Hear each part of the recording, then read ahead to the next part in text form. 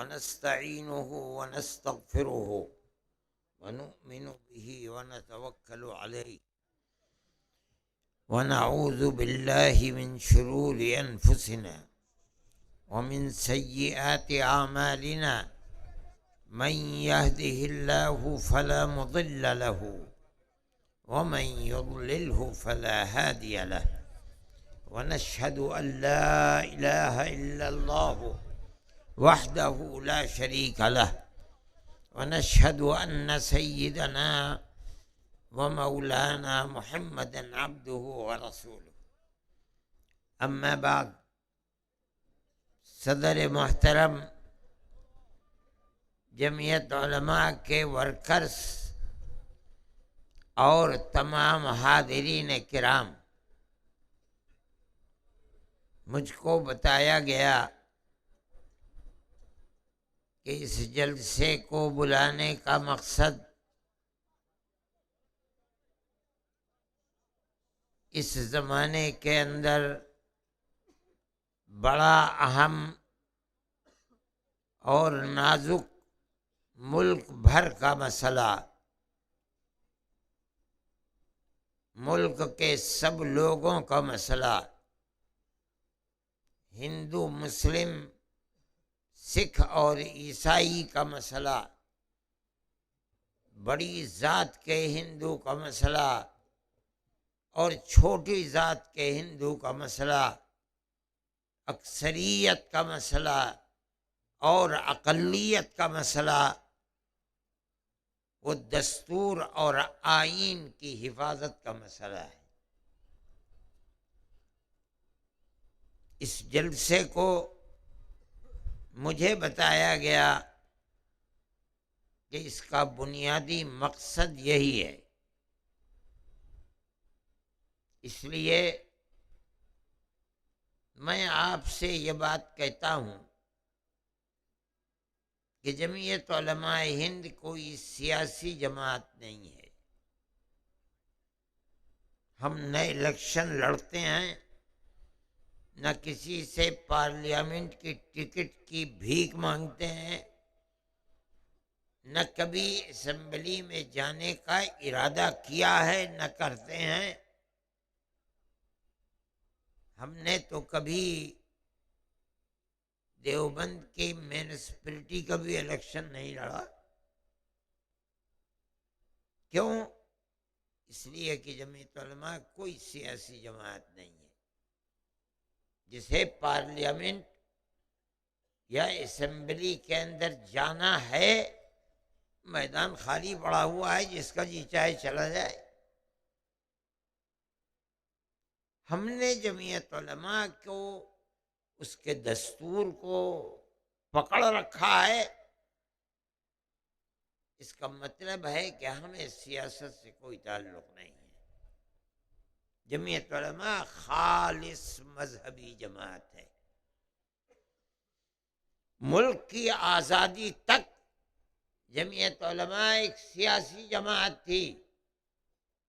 ملک کو انگریز کی غلامی سے نجات دلانے کے لیے ہمارے بزرگ سر دھڑ کی بازی لگا رہے تھے، اپنے ساتھ کفن لیے پھرتے تھے۔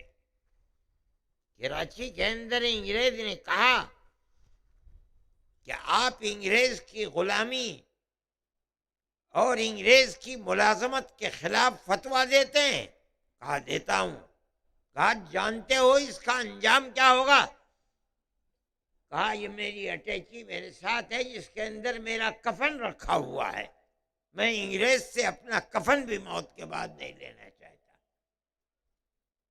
یہ ہمارے اکابر کا ترے امتیاز تھا۔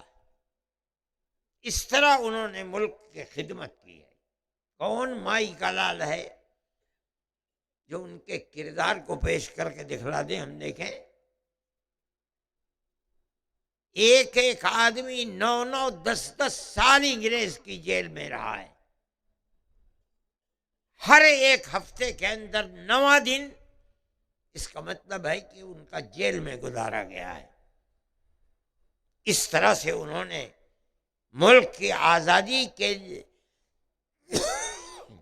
10-20 سال نہیں، 1803 سے لے کر کے 1947 تک علماء نے پھانسی کا پھندا اپنے گلے میں ڈال کر ملک کی آزادی کے لیے کام کیا.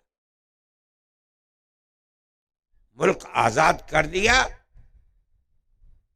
تو لوگوں کے اندر ایک لہر چلی کہ ملک ہمارا ہے، ہم اقتدار کے اندر شریک ہو کر اب اپنی دنیا کو آباد کریں گے. جمعیت علماء کا کردار کیا تھا؟ ملک آزاد ہوا اور سن 50 کے اندر انہوں نے اعلان کیا کہ آج ہمارا ملک کی سیاست سے کوئی تعلق نہیں. کیا مطلب ہے؟ ہم نے ملک کی خدمت، آزادی کی زنجیروں کو، غلامی کی زنجیروں کو توڑنے کے لیے اپنا مذہبی فرض سمجھ کر کیا تھا. ہم انگریز کی غلامی کو قبول نہیں کرتے. ہم اپنے مقصد میں کامیاب ہو گئے. اب ہمارا مقصد اپنے ملک سے کوئی فائدہ حاصل کرنا نہیں ہے. نکل کے باہر کھڑے ہو گئے. کس طرح؟ اگر گورنمنٹ انڈیا نے ان کو کوئی نشان دیا، کوئی تمغہ دینا چاہا کہ تمہاری خدمات کی بنیاد کے اوپر ہم تمہیں یہ تمغہ دیتے ہیں، انکار کر دیا، ہم کسی تمغے کو قبول نہیں کرتے. ملک ہمارا ہے، ہم نے اس ملک کی آزادی کے لیے کام کیا، ہمیں کچھ لینا دینا نہیں. ملک آزاد ہو گیا، بڑی اچھی بات ہے. ہمارا یہ کردار ہے. کس نے اپنی ماں کا دودھ پیا ہے جو اس کردار کو پیش کر دے؟ آج لوگ ملک کی دولت کو سمیٹنے کے لیے، برباد کرنے کے لیے ملک کو کہاں تک پہنچ گئے؟ آج $1 کی قیمت روزانہ گرتے چلی جا رہی ہے، 87 روپے ہو گئی. کیوں ہو گئی؟ کہ لوگوں نے ملک کو کھسوٹنا شروع کر دیا، برباد کرنا شروع کر دیا، کھانا شروع کر دیا. اس کے اندر 76 سال کے اندر کہاں سے کہاں پہنچ گیا. مجھے یاد ہے سن 1955 میں سعودی عرب گیا تھا حج کے لیے حضرت رحمت اللہ علیہ کے ساتھ. میں نے خود اپنے ہاتھوں سے 100 ہندوستانی کے 108 ریال خریدے ہیں. ریال کی قیمت روپے سے کم تھی. مجھے اس وقت یاد ہے کہ $1 کی قیمت 15 روپے ہوا کرتی تھی. لوٹ کھسوٹ ملک کی ان کے ہاتھوں، ارباب سیاست کے ہاتھوں کہاں تک پہنچی؟ آج $1 کی قیمت 87 روپے سے زیادہ ہے، اور 1 ریال کے مقابلے کے اندر 24 اور 25 روپے ملتے ہیں. اور گرنے کا سلسلہ روز ہر صبح آتی ہے. یہ خیال ہوتا ہے کہ آج $1 کی قیمت کیا ہے اور ریال کی قیمت ہے کیا. وہ لوگ جنہوں نے 150 سال تک تقریباً ملک کی آزادی کے لیے کام کیا، ان کے گردن کے اوپر یہ گناہ نہیں ہے. سوچنے کی بات ہے. جمعیت علماء کا کردار اس ملک کی آزادی کے اندر وہ ہے کہ کوئی مائی کا لال نہیں ہے جو یہ کھڑے ہو کر کے کہہ دے کہ ہمارا کردار جمعیت علماء سے بڑا کردار ہے. کہہ کے دیکھے، بتائے زندگی کیا ہے اور ملک کی کیا خدمت کی ہے اور کتنی خدمت کی. میرے بھائی، ہم نے اپنے آپ کو اقتدار سے ملک کی آزادی کے بعد الگ کر دیا. اب ہمارا کام، ہمارے دستور کو دیکھو اٹھا کر، ہم نے متحدہ قومیت کے لیے کام کیا ہے. حضرت رحمت اللہ علیہ کی کتاب ہے متحدہ قومیت. کیا مطلب ہے؟ مذہب کچھ بھی ہو، ہندو ہو، سکھ ہو، عیسائی ہو، قبائلی لوگ ہوں، مسلمان ہو، ہر ہندوستانی ایک قوم ہے۔ یہ جمعیت علماء کا مسلک ہے، ہمارا نظریہ ہے۔ وہ لوگ جو مذہب یا اقلیت کی بنیاد پر بانٹ رہے ہیں لوگوں کو، غلط کر رہے ہیں۔ ہم یہ سمجھتے ہیں کہ چاہے کسی ذات کا ہو، کوئی فرد ہو، اقلیت کا ہو، اکثریت کا ہو، قوم ایک ہے، ہم سبھی ہندوستانی ہیں۔ ہمارا مسلک ہے، ہم اس کے دعوے دار ہیں، ہم نے اس کے اوپر کتابیں لکھی ہیں۔ کیوں؟ اس لیے کہ ملک کے اندر رہنے والے سب ایک ہی ہیں۔ ہم نفرت اور علیحدگی کی سیاست کو پرمٹے دینے والے نہیں۔ یہ ہمارا مذہب ہے۔ ہم سمجھتے ہیں کہ ملک کا ہر فرد، غریب، فقیر، امیر، پنڈت، گوجر اور دلت، اقلیت اور اکثریت، سب ایک قوم ہے۔ آج کی سیاست یہ نہیں ہے۔ آج جس سیاست کا نعرہ لگایا جا رہا ہے وہ یہ ہے، اکثریت ہندو ایک قوم ہے، مسلم دوسری قوم ہے، دلت تیسری قوم ہے۔ متحدہ قومیت کا نعرہ نہیں ہے۔ یہی بنیاد ہے ملک کی تباہی۔ آج کہاں ہے محبت؟ مسلمان اس ملک کے اندر 100-200 سال، 1000 سال سے نہیں ہے۔ تاریخ کے پڑھنے والے نہیں جانتے۔ سب سے پہلے اسلام پہنچا کیرلا کے اندر، پہلی صدی کے اندر اسلام پہنچ گیا۔ اس کے بعد سندھ کے اندر پہنچا، محمد بن قاسم آئے وہاں، اور دوسری صدی کے اندر پنپنے لگا اسلام۔ اس کا مطلب ہے کہ مسلمان اس ملک میں 1300 سال یا 1400 سال سے رہتا ہے، گاؤں در گاؤں رہتا ہے۔ ملک کے اندر سب ایک دوسرے کے، یہ ہے متحدہ قومیت۔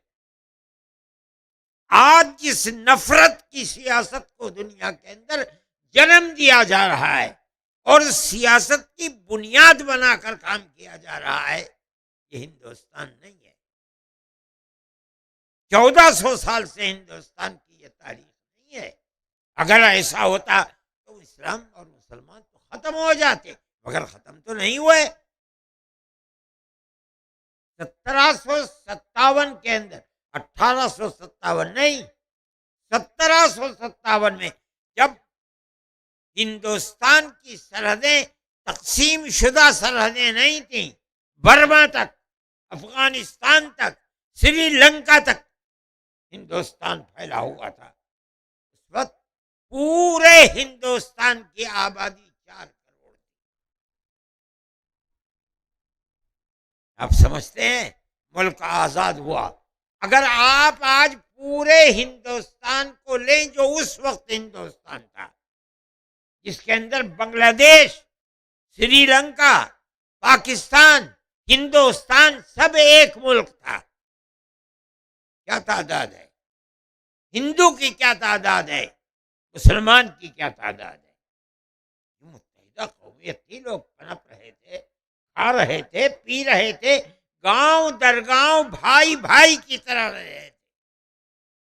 آج کی سیاست یہ ہے کہ اس متحدہ قومیت اور اس محبت ملک کے اندر ایسا لگتا ہے کہ جیسے زلزلہ آ گیا ہے، اس کو آگ لگانا چاہیے۔ میرے بھائی، ملک آزاد ہوا۔ میں آپ کو مختصر کرتا ہوں اس لیے کہ وقت بہت ہو گیا ہے۔ ملک آزاد ہوا۔ ملک کی آزادی کے بعد کیا ہوا؟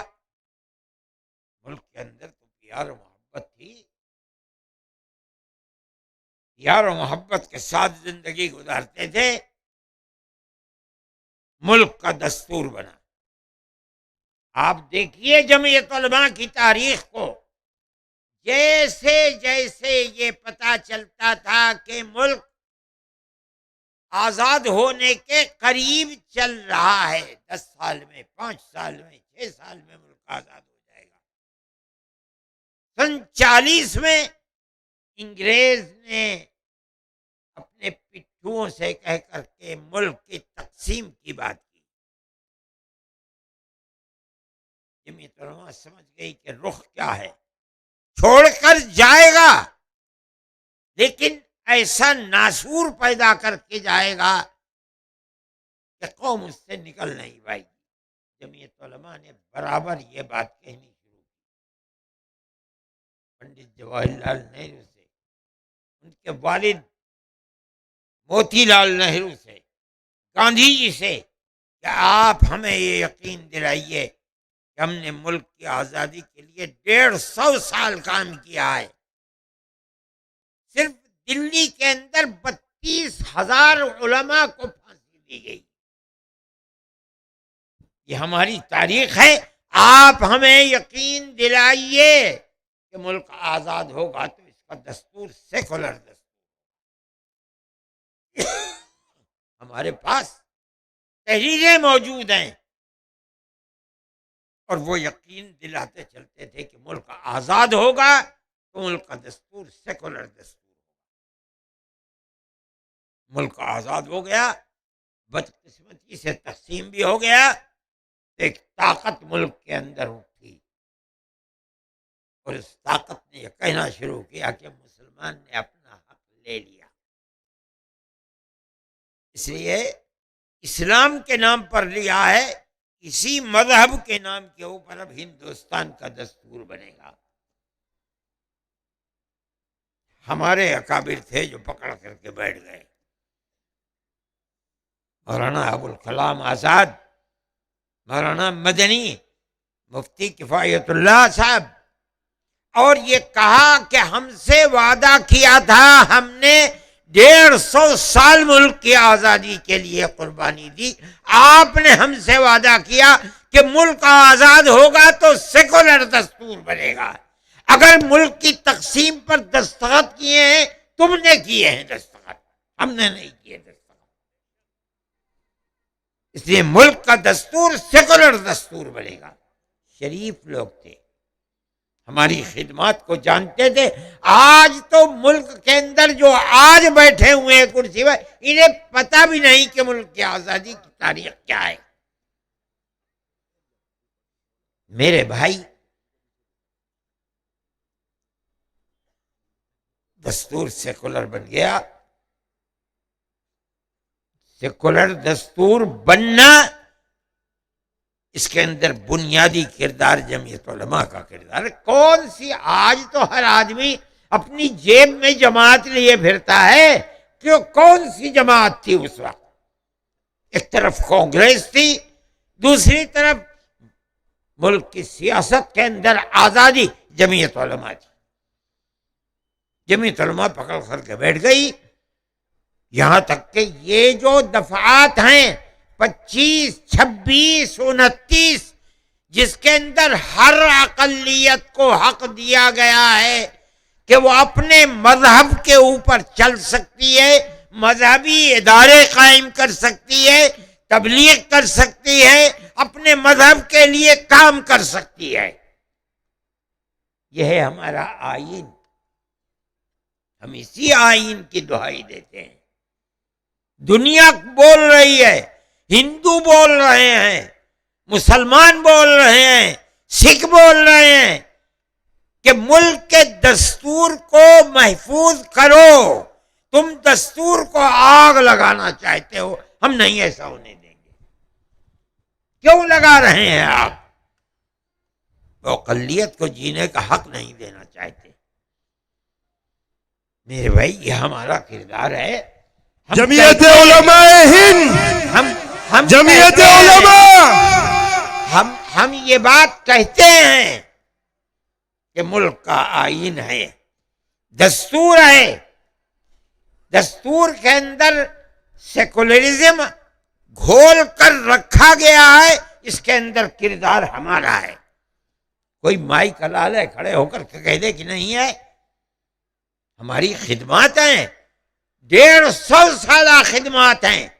آج جو کرسی اقتدار پر بیٹھے ہیں، کہیں اگر ان کے اندر ہمت سر اٹھا کر انہوں نے ملک کو آزاد کرا ہے، کہیں دیکھیں ہم وہ کیا جانے کی دستور کی قیمت کیا ہے.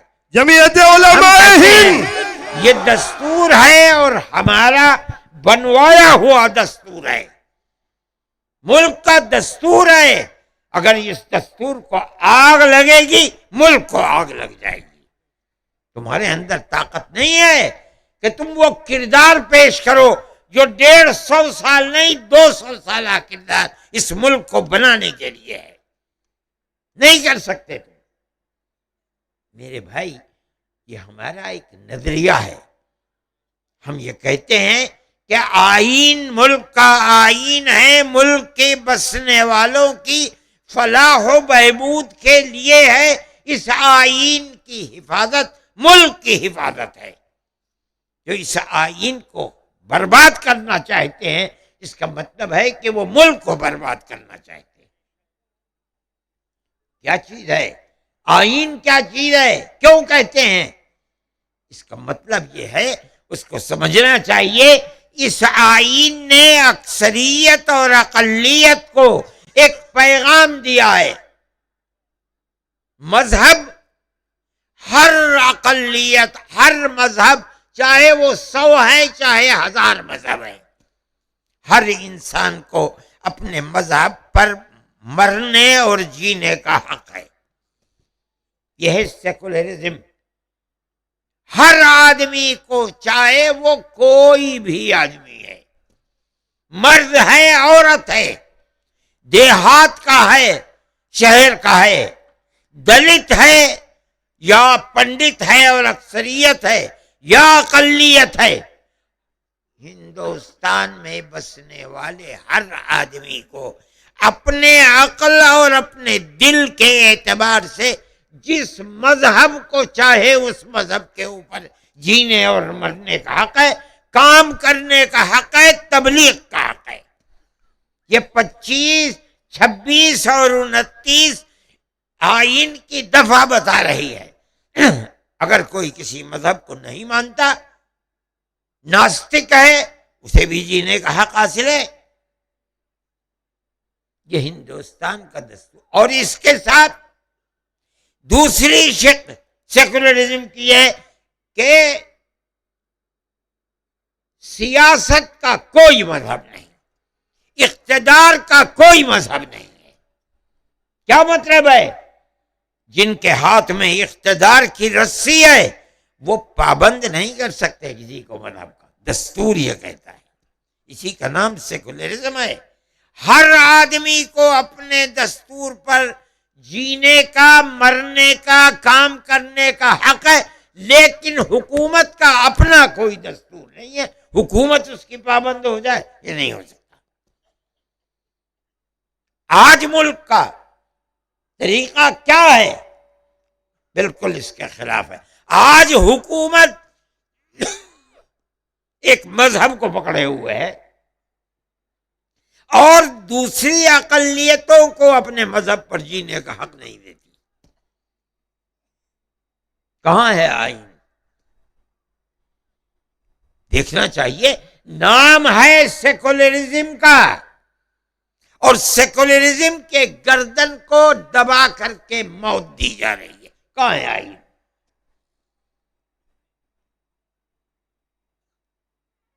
کسی اقلیت کو، میں کہتا ہوں کھل کر کے، مسلم اقلیت کو مذہب پر جینے کا کیا حق دے رہے ہیں آپ؟ آپ نے کہا وقف کے مسئلے کے اندر، میں جس دن بہار میں ہمارا جلسہ ہوا ہے جمعیت علماء کا، اس دن رات میں مجھ سے ایک صاحب نے کہا کہ آج پرائم منسٹر کی تقریر ہوئی ہے، اس کے اندر کہا ہے کہ وقف کا ذکر کہیں دستور کے اندر نہیں ہے. میں نے کہا عجیب و غریب چیز ہے. میں نے اسی تقریر میں کہا گئی تھی یہ بات کہ مجھے حیرت ہے کوئی یہ کہنے لگے کہ حج کا ذکر ہندوستان کے آئین میں نہیں ہے اس لیے ختم، رمضان کا ذکر ہندوستان کے آئین میں نہیں ہے اس لیے رمضان ختم. نماز کا ہندوستان کے آئین میں نام نہیں ہے، ختم، نماز نہیں ہوگی۔ ارے بابا، مذہب کا ذکر آ گیا، ہماری مذہب کی ہر چھوٹی سے چھوٹی، بڑی سے بڑی چیز جب ہمارے مذہب کا ذکر آ گیا، ہمیں اپنے مذہب پر جینے کا حق ہے۔ اس کا مطلب ہے ہر مذہبی چیز پر ہمیں جینے کا حق ہے۔ یہ کیسی بات ہے؟ مذہب کے ایک ایک جز کا ہندوستان کے دستور کے اندر نام آئے، یہ کوئی چیز نہیں ہے۔ ہم یہ سمجھتے ہیں کہ وقف ہماری مذہبی چیز ہے،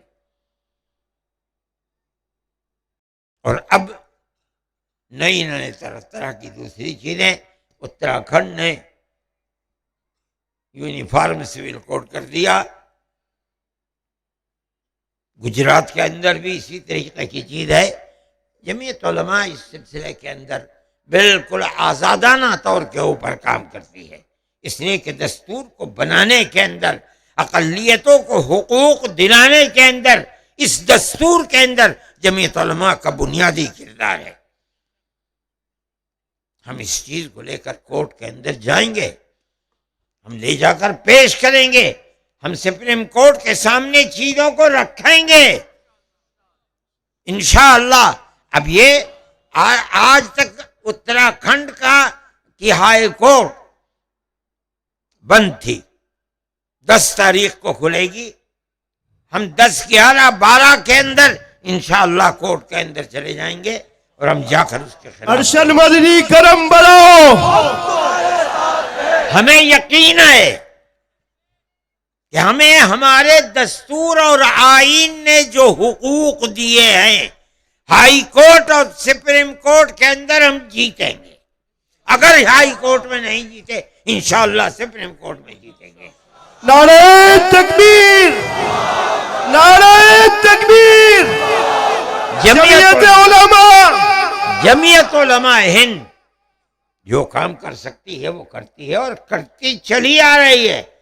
جن لوگوں کے اوپر دہشت گردی کا الزام لگا ہوا ہے، جس پولیس والے کا جی چاہتا ہے الزام لگا کر کے جیل میں بند کر دیتا ہے۔ جمعیت علماء اس وقت 1100 سے زیادہ کورٹ کے اندر مقدمات لڑ رہی ہے۔ آپ کو حیرت ہوگی، 1100 سے زیادہ، 24 سپریم کورٹ کے اندر ہے، 45 ہائی کورٹوں کے اندر ہے، اور 1000 کے قریب مختلف صوبوں کے اندر لوور کورٹ کے اندر ہے۔ ہم یہ سمجھتے ہیں، ہم سے کہتے ہیں کہ جمعیت علماء دہشت گردوں کی تائید کرتی ہے۔ ہم نہیں کرتے دہشت گردوں کی تائید، لیکن ہم یہ سمجھتے ہیں کہ جو الزام لگائے جاتے ہیں، ہم یہ سمجھتے ہیں کہ وہ الزام ہیں، ان کی حقیقت نہیں ہوتی ہے۔ ہم جاتے ہیں کورٹ کے اندر، ہائی کورٹ میں جاتے ہیں، سپریم کورٹ میں جاتے ہیں۔ یہ مفتی عبدالقیوم بیٹھے ہوئے ہیں، 1400 سال جیل میں رہے، یہی ہائی کورٹ، یہاں کی کورٹ نے ان کو پھانسی کی سزا دی، یہیں کے ہائی کورٹ نے پھانسی کی سزا دی۔ ہم اس کیس کو لے کر دلی گئے سپریم کورٹ کے اندر، باعزت سپریم کورٹ نے ان کو بری کر دیا۔ آج کتنے کیس ہیں؟ ابھی ہم نے ہلدوانی کے اندر ایک مسجد کو گرا دیا پولیس نے، اور گرانے کے بعد گولی چلا دی، 5 یا 6 جوانوں کو گولی لگی اور مر گئے۔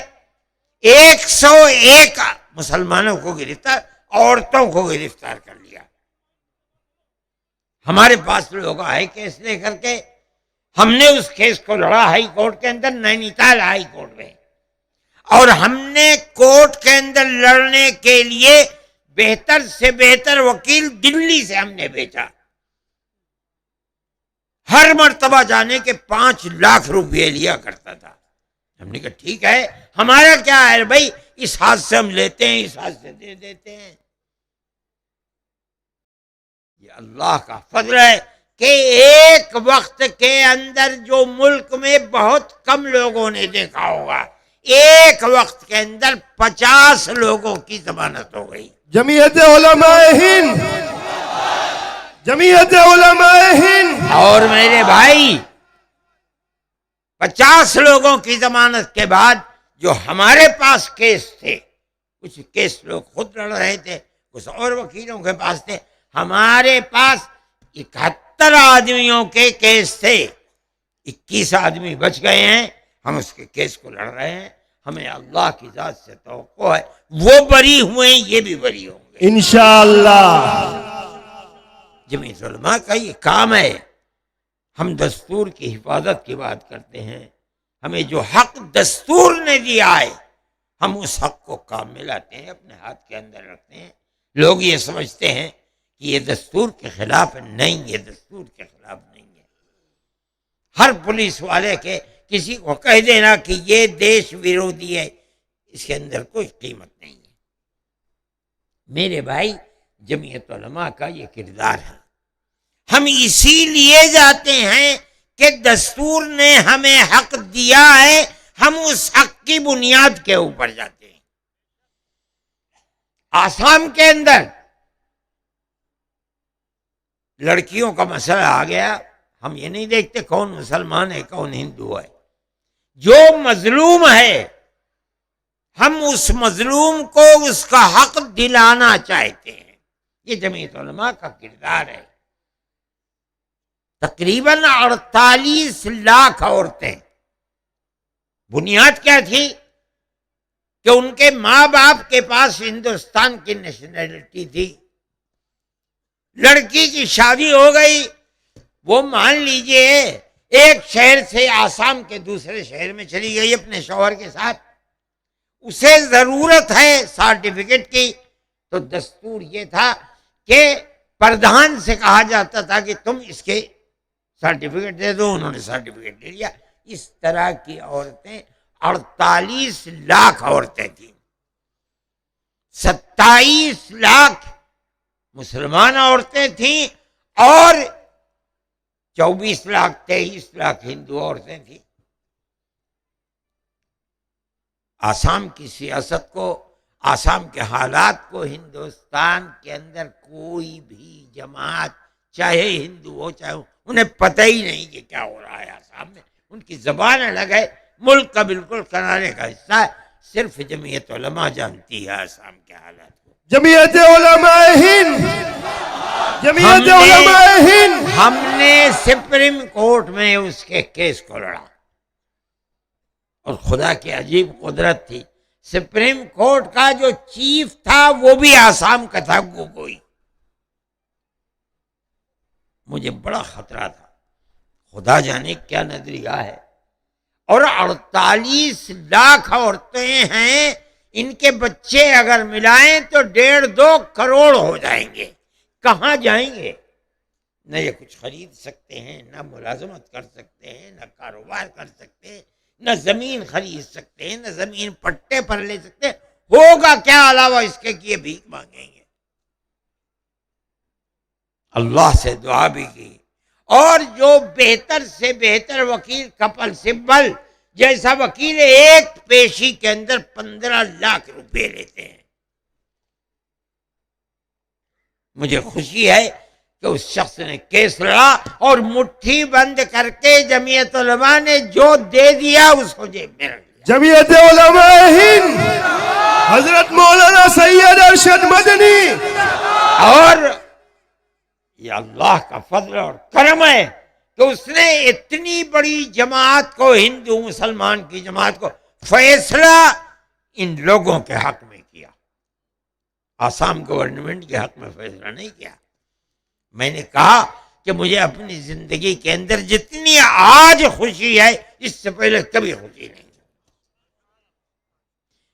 جمعیت علماء یہ کام کرتی ہے، اس میں لاکھوں ہندو ہیں، ہوا کریں مظلوم ہیں،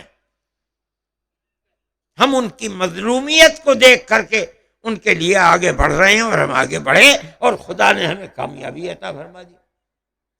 اس کے بعد پھر ایک دوسرا مسئلہ آسام گورنمنٹ نے اس کو کھڑا کر دیا، اور اس کے اندر آسام گورنمنٹ شریک تھی، چیف منسٹر بذات خود شریک تھا۔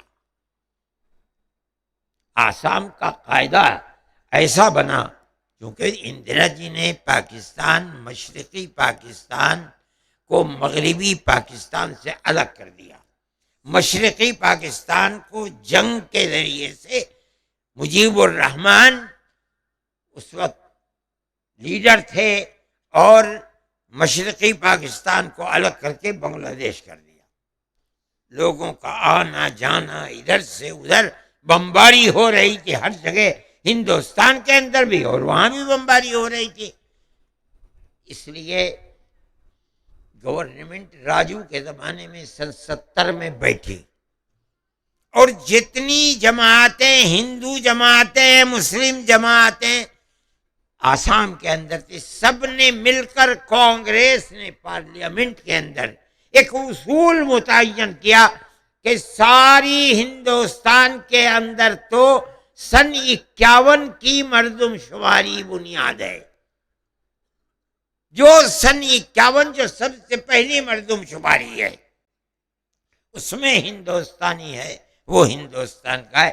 لیکن آسام کے اندر سن 71 کو بنیاد بنایا اس جنگ کے بعد۔ اس میں جو ہندوستانی ہے وہ ہندوستانی ہے، جو بنگلہ دیشی ہے وہ بنگلہ دیشی ہے۔ اب ان کی تو جان پر کھیلی جا رہی تھی، اس لیے انہوں نے یہ کہا کہ نہیں، جس طرح سارے ہندوستان میں 51 ہے، اسی طرح آسام کے اندر بھی 51 کو بنیاد بنایا جائے۔ اگر کہیں یہ چیز ہو جائے تو 80 لاکھ مسلمان بے گھر ہو جائے گا۔ کسی کو کانوں کان پتہ بھی نہیں، جمعیت علماء جانتی تھی۔ ہم گئے سپریم کورٹ کے اندر، اور جو بہتر سے بہتر وکیل تھے ہم نے ان کو چن کر کے لگا دیا۔ کہ اللہ کی قدرت کا کرشمہ ہے کہ فیصلہ ہمارے حق کے اندر آیا۔ نعرہ تکبیر، نعرہ تکبیر، نعرہ تکبیر۔ اور 80 لاکھ مسلمان مرد اور عورتیں ان کے اوپر قیامت برس رہی تھی، اللہ نے انہیں حفاظت کر دی۔ فرقہ پرست طاقتوں کا منہ کالا ہو گیا۔ جمعیت علماء کا یہ کردار ہے۔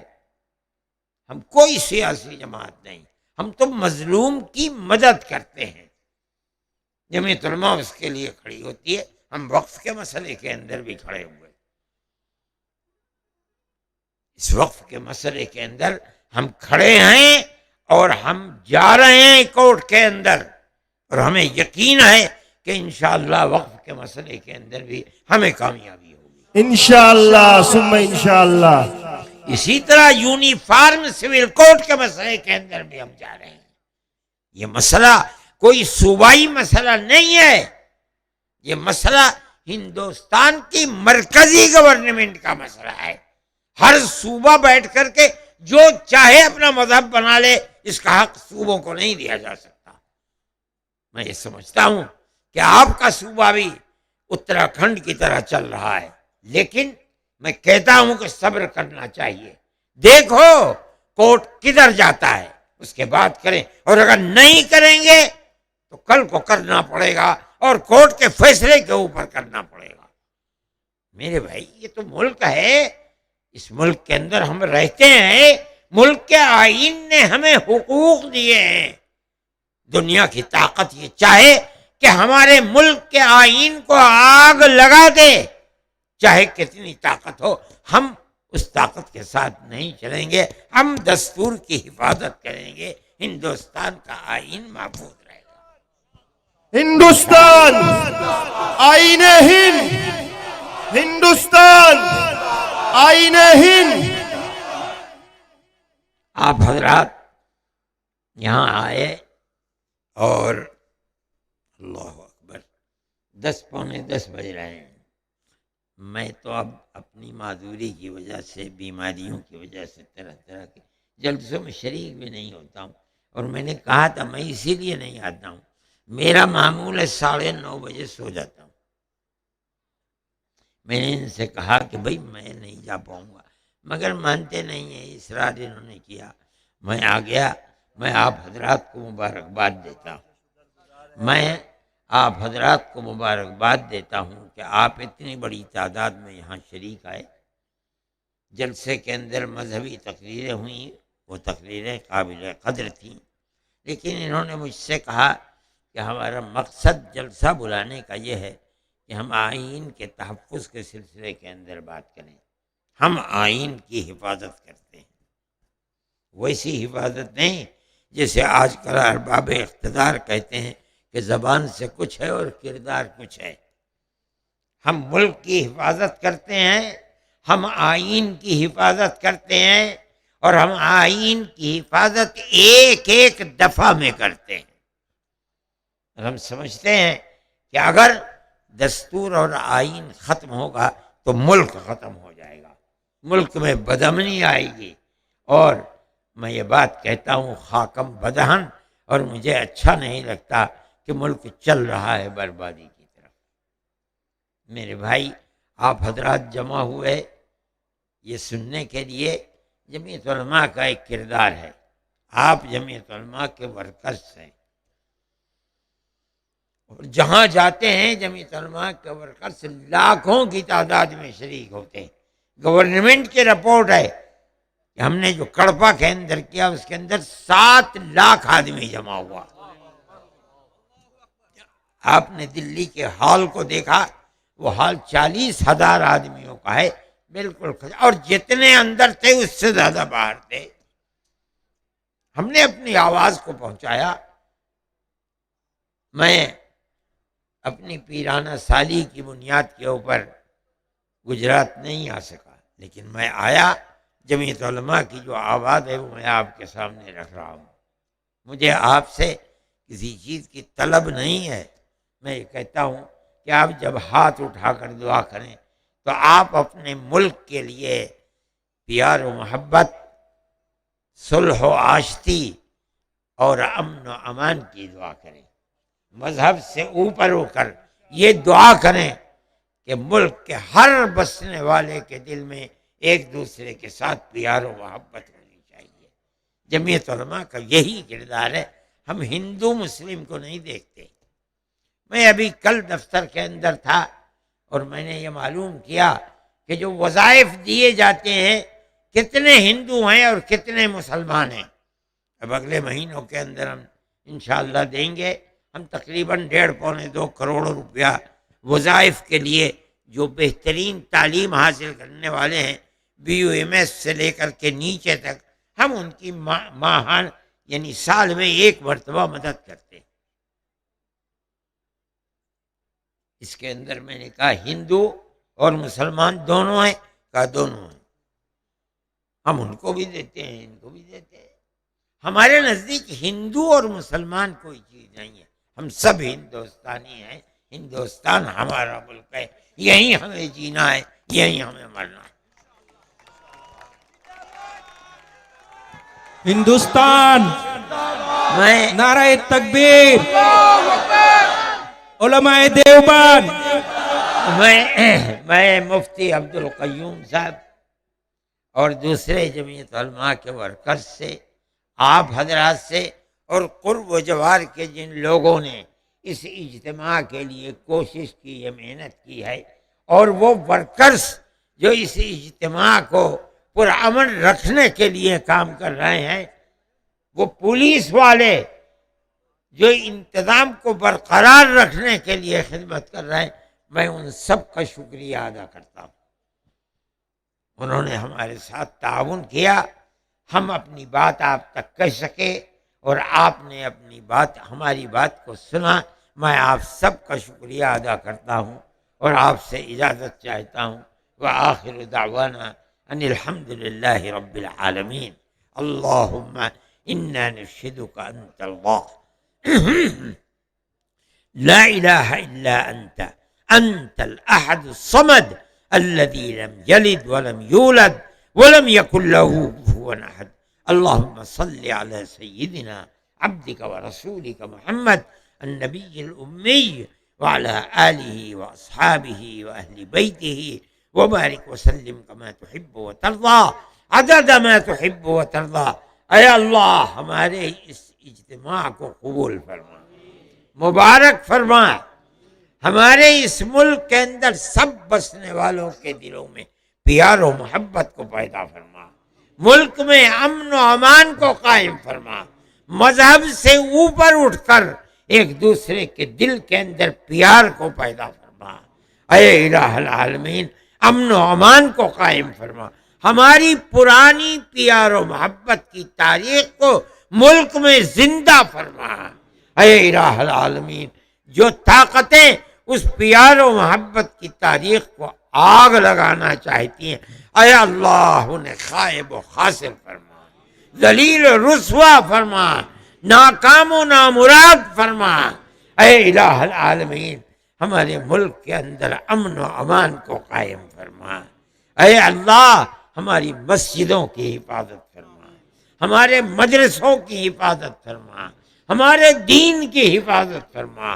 اسلام کی حفاظت فرما، ہمارے بیماروں کو شفا عطا فرما، اے الہ العالمین پریشان حال لوگوں کی پریشانی کو دور فرما دے، اے پروردگار ہم آپ کے کرم کے محتاج ہیں، آپ کرم فرمائیے، اے پروردگار ملک میں امن و امان کو قائم فرمائیے، ہماری پرانی ہزاروں سال کی پرانی تاریخ محبت کی تاریخ کو زندہ فرمائیے، پیار و محبت کو پیدا فرمائیے، اے اللہ جو آگ لگانا چاہتے ہیں ان کی کمر کو توڑ دیجئے، خائب و خاسر فرمائیے اور ملک کے اندر پیار و محبت کو قائم فرمائیے، اے اللہ ہمیں موت دیجئے تو ایمان کے ساتھ دیجئے، میدان محشر میں نبی کریم علیہ السلام کی شفاعت عطا فرمائیے، اور اے اللہ اپنی جنت میں جگہ عطا فرمائیے،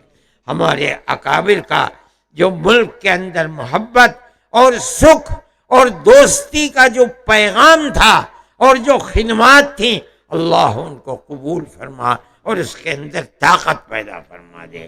وآخر دعوانا ان الحمد للہ رب العالمین وصلی اللہ تعالی علی خیر خلقہ سیدنا محمد وعلی آلہ واصحابہ اجمعین۔ جزاکم اللہ خیرا واحسن الجزاء۔ دیکھو حضرت کو پریشانی میں مت ڈالیں،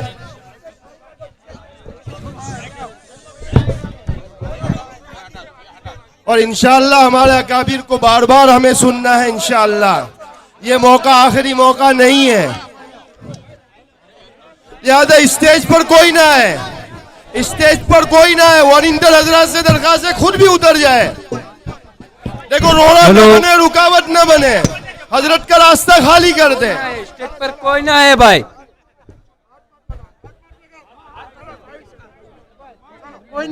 حضرت کو جانے کی جگہ دے۔